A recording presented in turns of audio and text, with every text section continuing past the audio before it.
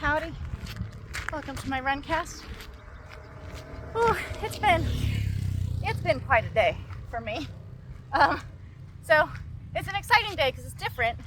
Kevin and I woke up and for my morning training, we drove out to Charchai's gym, Thai gym, which is north of Bangkok. So it's like a 2-hour drive, like pretty evenly 2 hours, but with traffic, we were a little bit late. And it's in the same area that his gym was in before, so it's not actually like that he moved so much, but in this new space, something that I really love about talking to Charchai the last time that we filmed with him for the Muay Thai library, which was, I think, a couple weeks ago.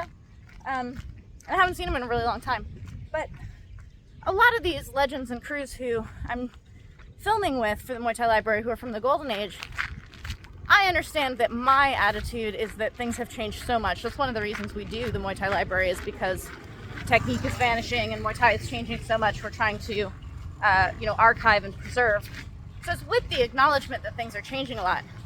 But then also, these men from the golden age, they acknowledge that things are changing a lot. And a lot of them have gyms now, and they're trying to raise their sons or younger fighters in new Muay Thai, and it's changing so much that a lot of it is unfamiliar to them, or they have to teach in such a way that like their students can win in today's Muay Thai, and like the opportunities and the options are changing so much, and they're not super stoked about entertainment Muay Thai and this kind of thing.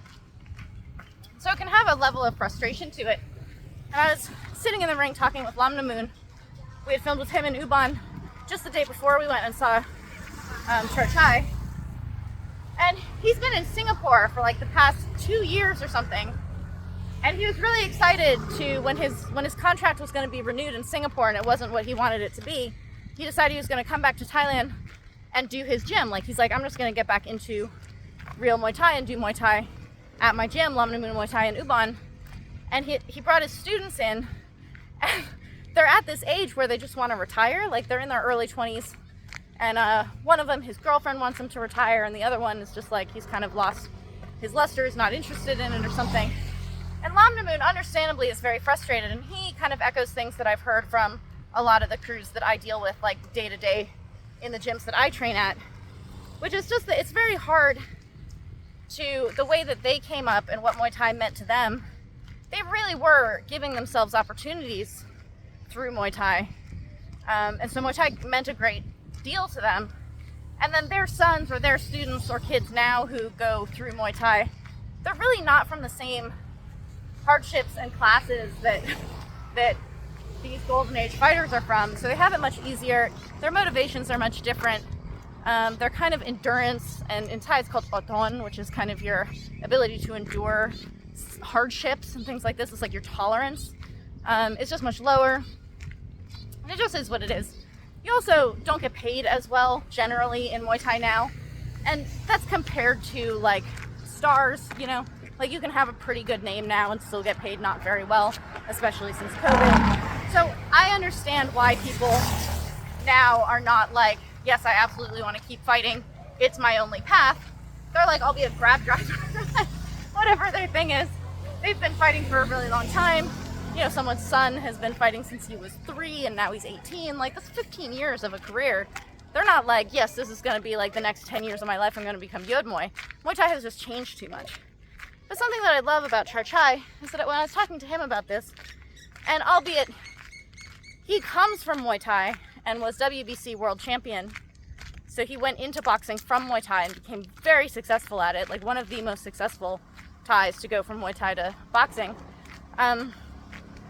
He thinks about boxing.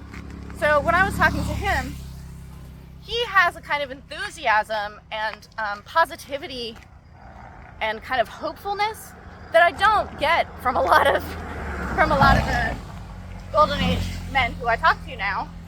And this doesn't mean that they're all like downtrodden. Even Lam Namoon's not downtrodden in any way. It's just what his idea of what he wanted for his gym, because of the fighters that he has wanting to retire, that's very difficult. So he's like, that's fine, I'll go plant some seeds, I'll get some younger fighters and bring them up in the gym. But this is a long-term investment. It's like, if you're going to plant pineapple trees, you're not going to get any pineapples for like 10 years. It takes a really long time to get fruit out of a pineapple tree. And it's like that with little kids. Like, they'll be fighting in the provinces but you're not going to have strong, good fighters for a lot of years, and he can't afford to go buy strong fighters to kind of, fill in his gym as the next cycle is coming up. It's complicated. Like, you actually have to build a kaimoi with a particular structure in order to have like a full cycle going through.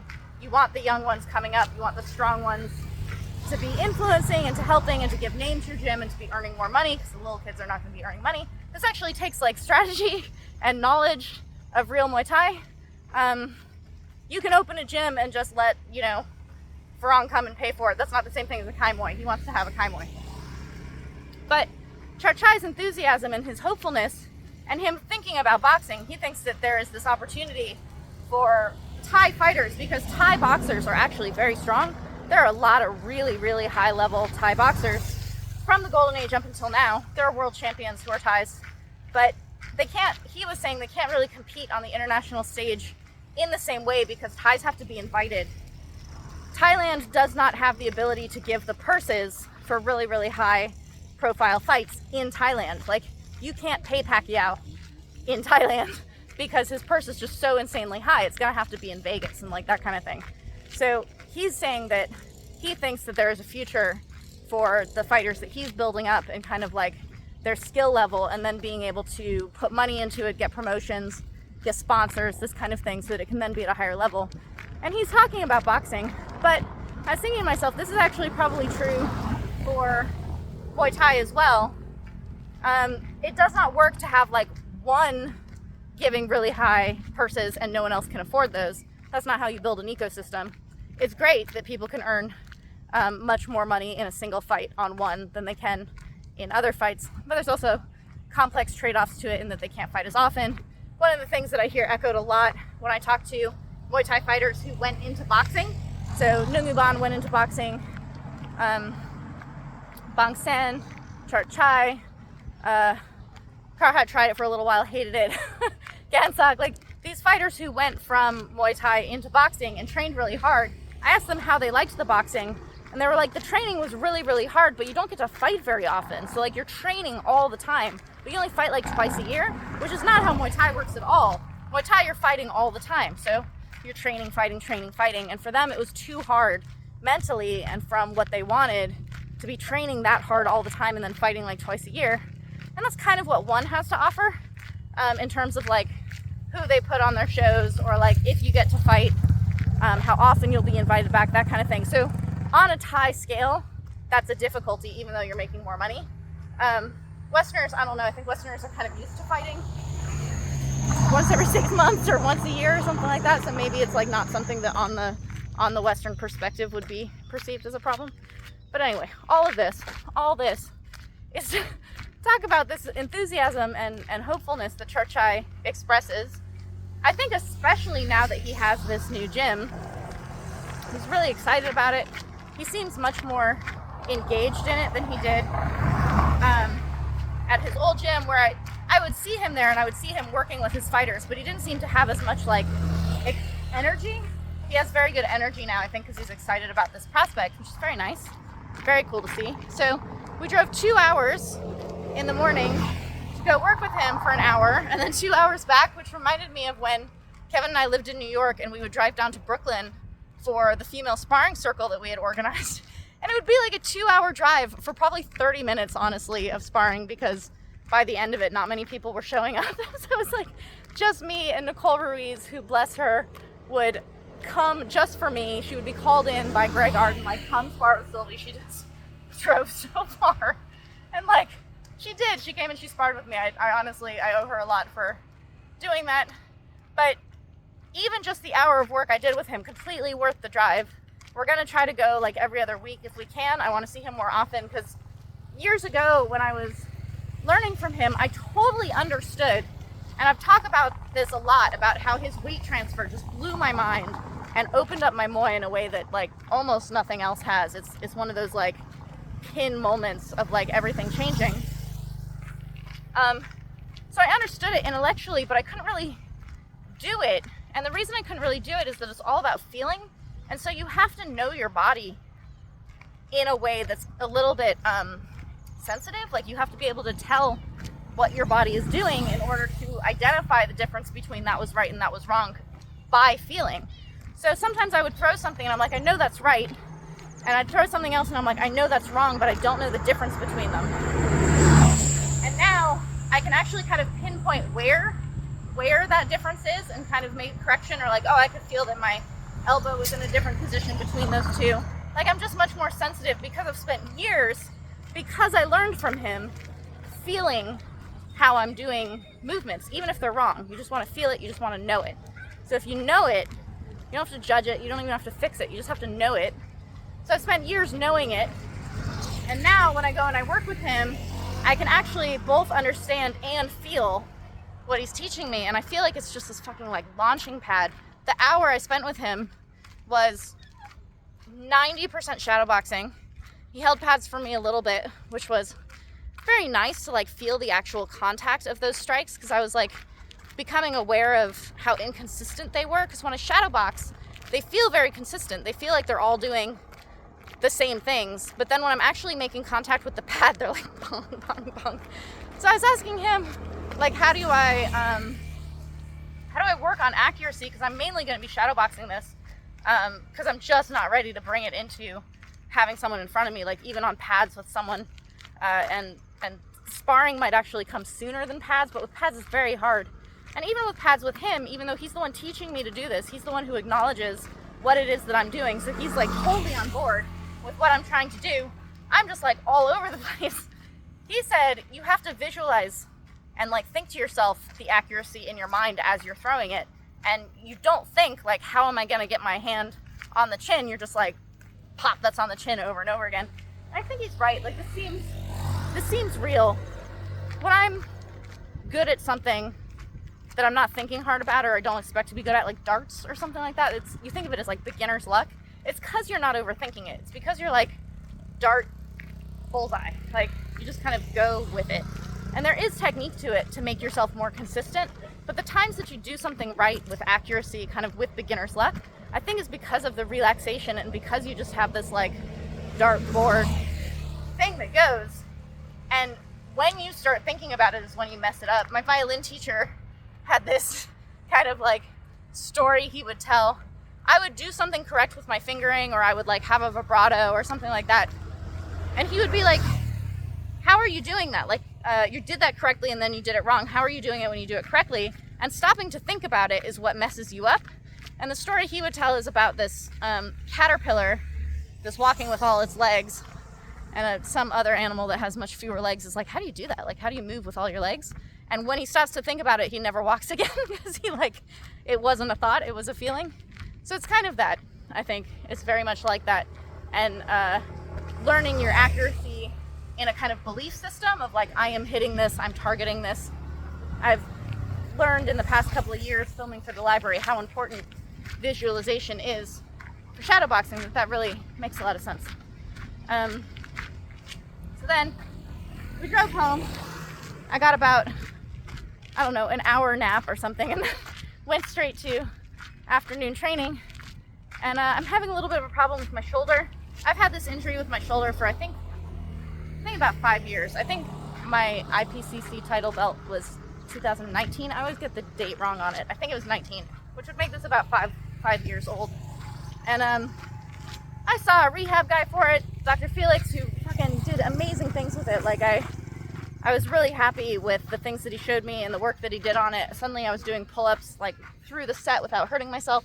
And then I got lazy. It's totally this thing where like, if you have to do something to maintain, like you have to run every day in order to have cardio, or you have to like stretch every day in order to have flexibility. And then you're like, oh, I'm pretty flexible, so I don't need to stretch anymore. You stop stretching, and then all of a sudden you're injured again.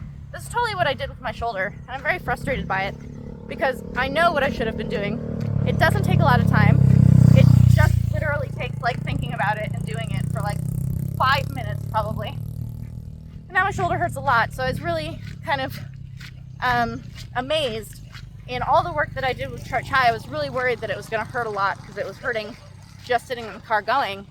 But the way that his actual mechanics work in this kind of like elastic pull and then releasing just this, it's not explosive, it's like it's a release. Hi, baby. It's like releasing an elastic, which is not explosive, snappy.